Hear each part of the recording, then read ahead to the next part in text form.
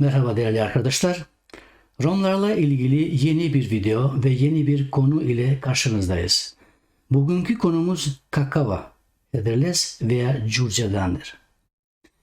Kakava kelimesi Romca bir kelimedir ve tencere, kazan anlamındadır. Kakava çoğul olarak kullanılır, tekil ise kakavi, i sonunda gelmektedir. Kakava kelimesi hakkında Türkiye'de çok sayıda isimler verildi.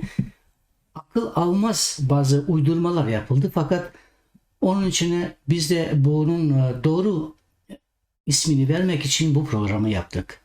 Romlar hakkında yazı yazanlara tavsiyem: bilmediğiniz işlere karışmayın. Yanlış bilgi yaymayın. Araştırmalarda kullanılmayacak sözleri kullanmayın. Belgesiz konuşmayın. Size rica ediyorum. Türkiye'de kakava şenliği hakkında yazılar, Trakya Kıpti Rom Çeri başlığı davetiyeleri, bunları incelemek istiyoruz. Bu konuya girmek için ilk önce Sinan Şanlıer arkadaşımızın yazısını ele alacağız. Türkiye Trakya'sında bu tanımlama Romca kaynaklı kakava olmaktadır. Kakavada bütün halkı ritüellere davet şarttır. Çeri başlığının kurallarından olan bir davet etme geleneği vardır ve bu bir davetiye ile yapılır. Davetiyelerin üst tarafından temsili bir resim, onun altında tarih ve ritüellere davet mesajı yer alır. Bunların altında ise ne dediğini henüz çözemediğimiz uzunca bir tekerleme ve yine bir tarihi bulunmaktadır. Örneklerini görebileceğimiz 1934, 1948 ve 1966 yıllarına ait davetiyelerdeki giriş bir iki kelime farkıyla aynıdır. Üçünde de en üstte yer alan bütün millete, bütün halka anlamına gelebilecek mut barolara çağrısıyla başlamaktadır.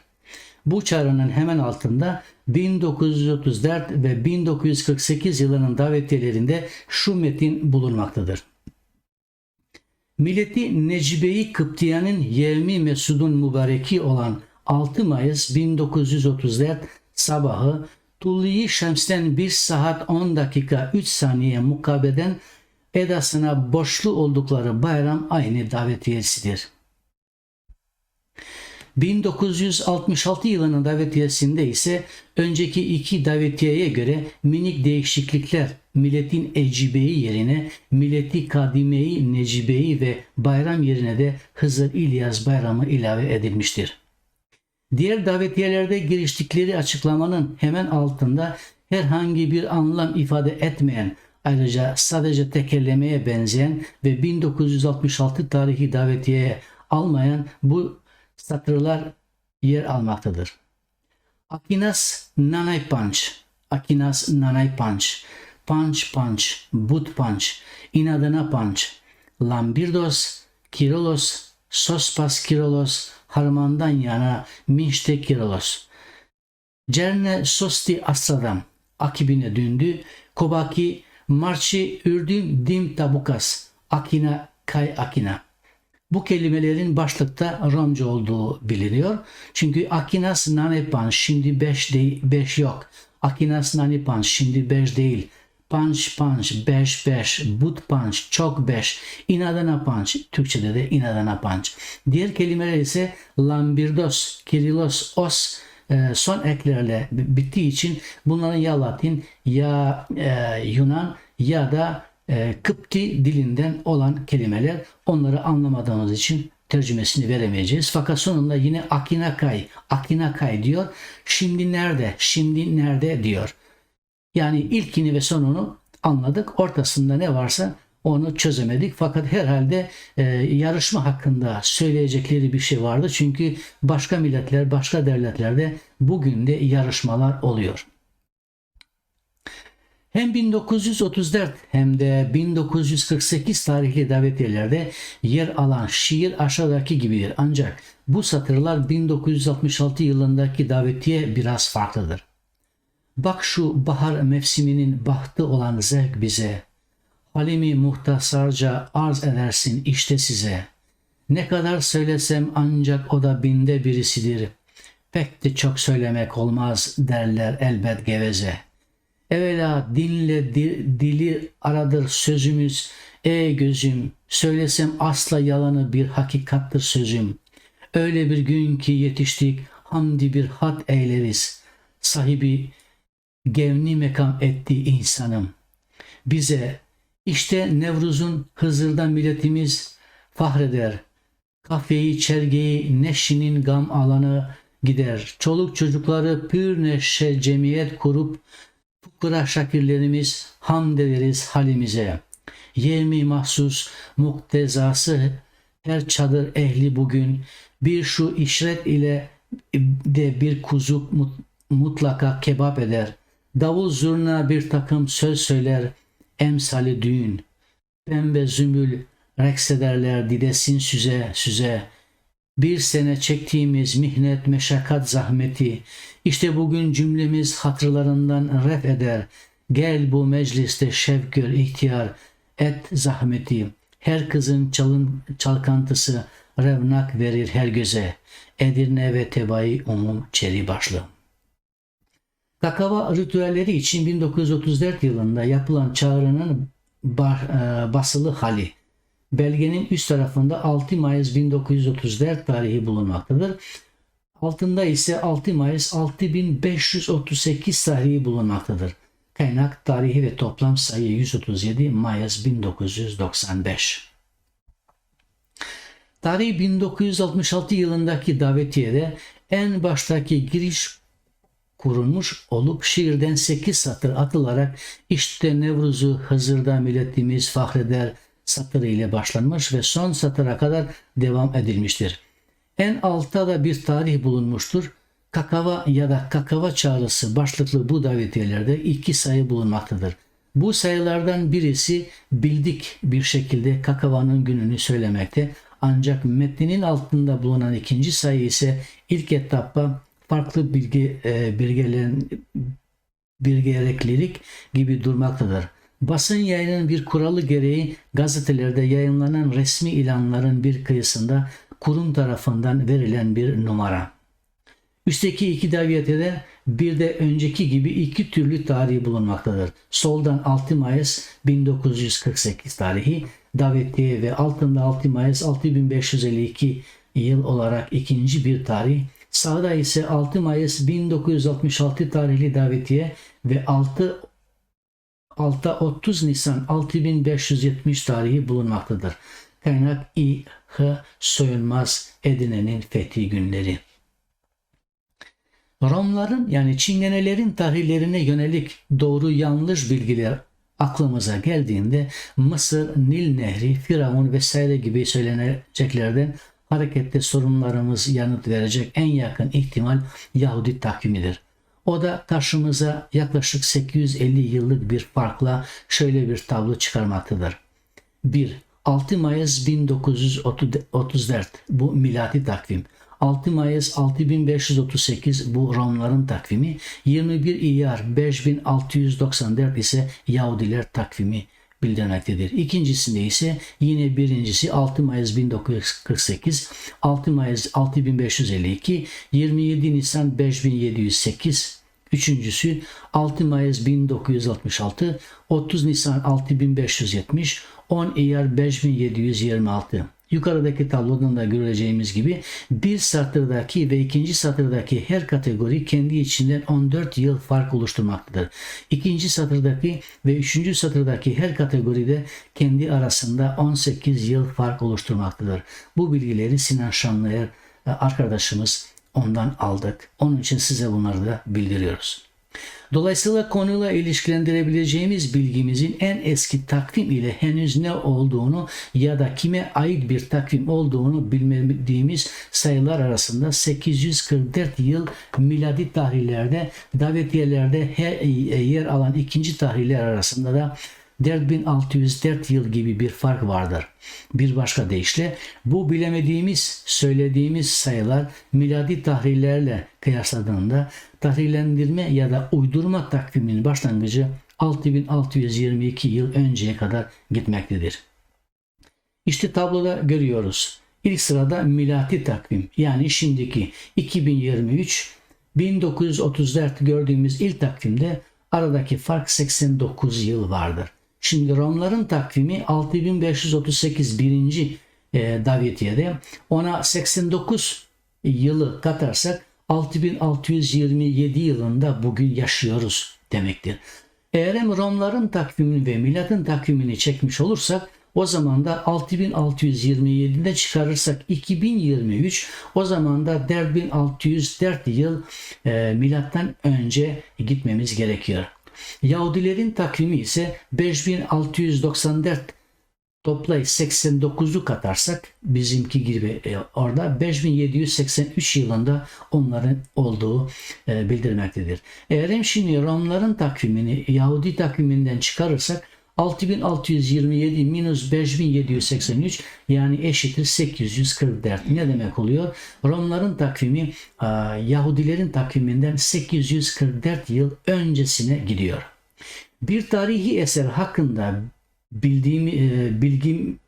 bilgimiz yoksa ona sahte diyemeyiz. Çünkü bizim bilmediklerimizi belki bazıları bilir.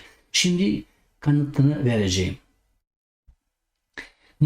Mısır bilimci Mustafa Gadala, ona göre Kahire'de doğmuş, 1944 yılında Amerika Birleşik Devletleri'nde yaşıyor. Bugün de diridir. Egyptian Romani, Mısır Romları adlı kitabında 6000 yıl önce Mısır'ın Romathan olarak adlandırdığını yazmaktadır. Zenciler, Asyalılar ve Libyalılar değil, yalnızca Mısır'da yaşayan insanlar tarafından adlandırıyordu. Bu Mısır bilimci Romların kökeninin öyküsünü kesin olarak mühürledi. Böylece Mısır kendi bölgelerine sahip olduklarını kanıtlayan Romathan olarak adlandırıldı. Bu kitap Romların eski Mısır kökenlerini ve bunların son 6000 yılda İspanya'nın uygarlığına ve doğulaşmasına nasıl yol açtığını ortaya koyuyor.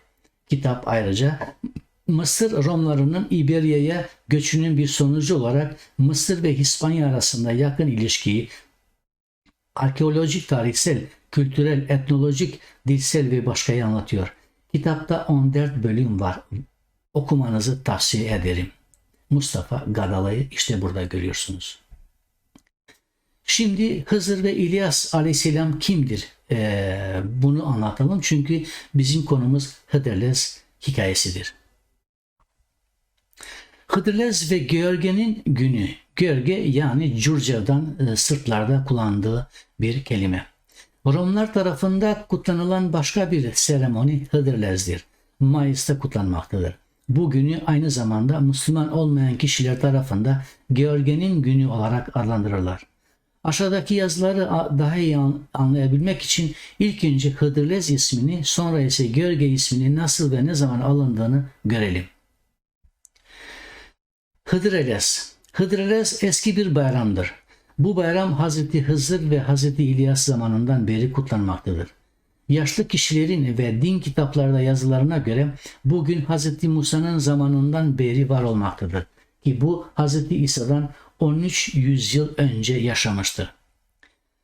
Söylenenlere göre Hazreti Hızır ve Hazreti İlyas yılda bir gün 6 Mayıs'ta ilkbaharın başlayacağı zamanda görüşürlerdi. O zamanlardaki insanlar sadece yaz, Nilay veya kış Yevend mevsimlerini bilmekteydiler. Bu nedenle Romlar sadece yaz ve kış mevsimlerinin isimlerini orijinal dilde kullanır. Diğer mevsimlerinin isimlerini değişik dillerden almıştır. Böyle mevsimlerin adlandırışı eski Türk grupları tarafından kullanılmaktaydı. Örnek olarak eski Türk topluluğu Gagavuzlar Moldova'da ve Mesopotamya'da yaşayan çeşitli gruplar kullanmaktaydı.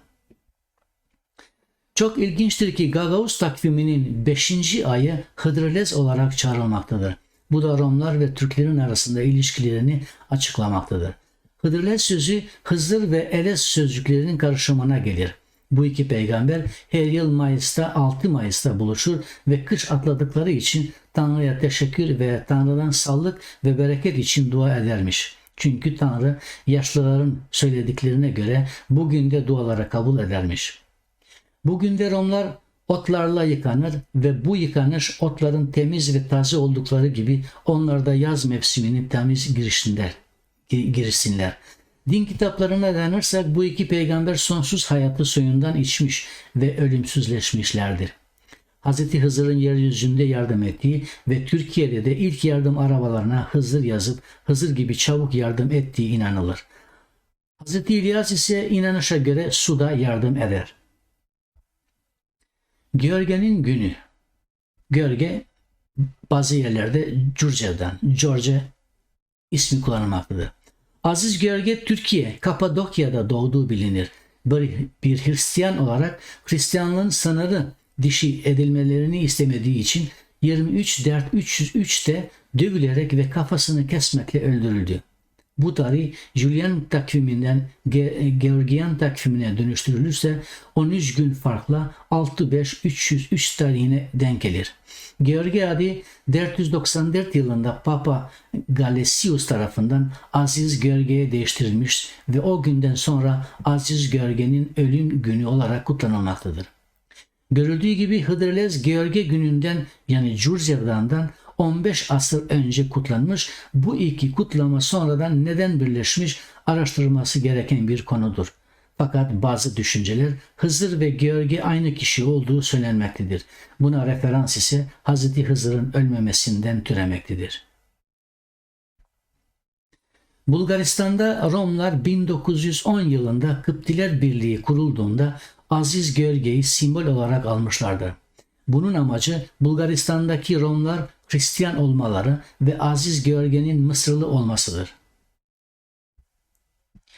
Hıdrellez kutlaması günden güne geleneksel ayinini kaybetmeye başlamıştır.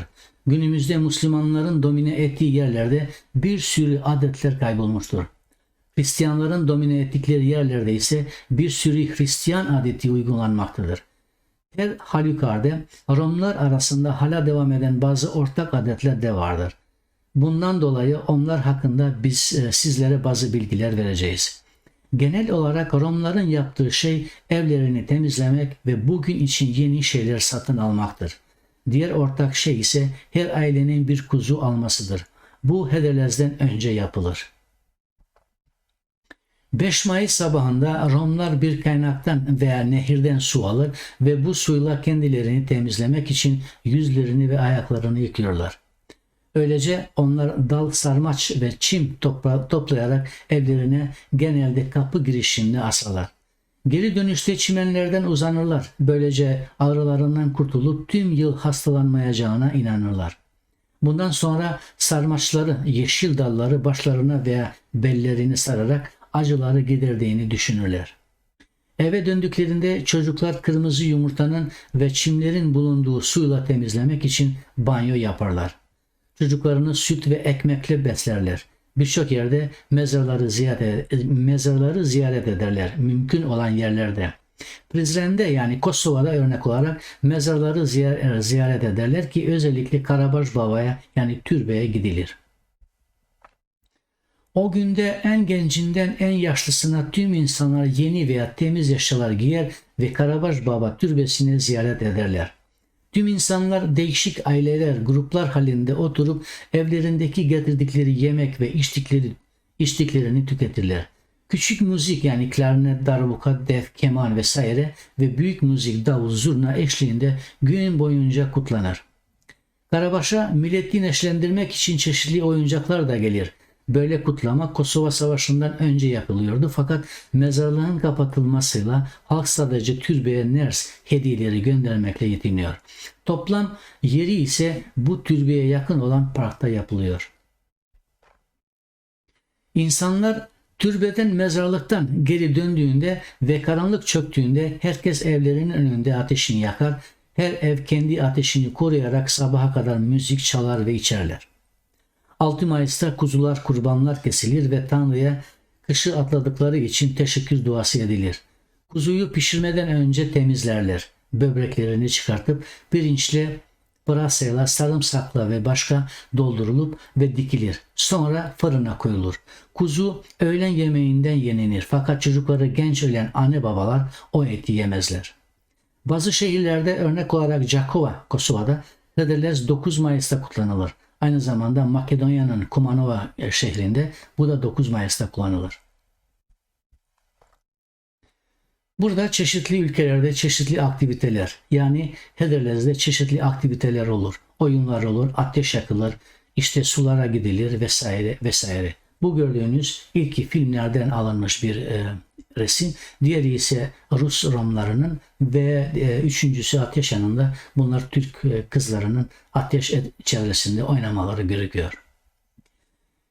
Yine çeşitli ülkelerde çeşitli aktiviteler. Burada gördüğümüz yukarıda Gagavuzların kullandıkları Hıdrellez'de, bunlar da çok önemli bir ritüeller yaparlar. İşte böyle bütün, ister Romlar, ister Gagavuz'daki Türkler, ister Boşnaklar, onlar da bunu kutlar ve dallarda insanların kendi isteklerini yazarlar. Öyle düşünülür ki yazdıkları istekler yılbaşı içinde gerçekleşir. Yine çeşitli ülkelerden çeşitli aktiviteler. Burada gördüğünüz gibi ilk önce Türkiye'de toplanmışlar. Oyun havaları vardır. Ateş yanında ise yine Türkiye'de ateşin yanmasını, zaten bunlar çok büyük bir seremonidir. Çeşitli ülkelerde yine çeşitli aktiviteler, işte böyle beygir veya küçük arabalar şeklinde yarışmalar vardır. Ayrıca gördüğünüz gibi müzik de vardır. Bunlar müzikte gördüğünüz, bunlar Gora'da, yani Kosova'da. Bu iyi kadınlar Gora'nın giyinmiş kadınlarıdır. Diğer tarafta ise Romlar konser vererek bu günü kutlarlar. Bu günde yine aktiviteler, işte gördüğünüz gibi çeşitli şeylerde çeşitli aktiviteler vardır. Yine burada gördüğünüz Gora'da, yani Kosova'da ve aynı bugünde insanlar kendi eşyalarında satlar, satıma çıkarıp pazarlık olur. Burada ise çeşitli yine aktiviteler olur ve buradan gördüğümüz gibi işte oyuncaklar, bütün gün çocuklar oynar ve salıncaklarda işte böyle yaşarlar.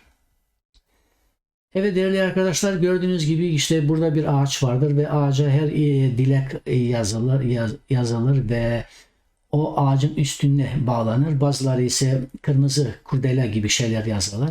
İşte onları basıp orada bırakarlar ve isteklerinin gerçekleştirmesini beklerler. İşte değerli arkadaşlar, biz bununla da programın sonuna geldik. Fakat 5-6 Mayıs'ta Hıdrellez günü olduğu için gönlünüz hep bahar dolu olsun. Bütün dilekleriniz gerçek olsun. Esinlikle kalın değerli arkadaşlar.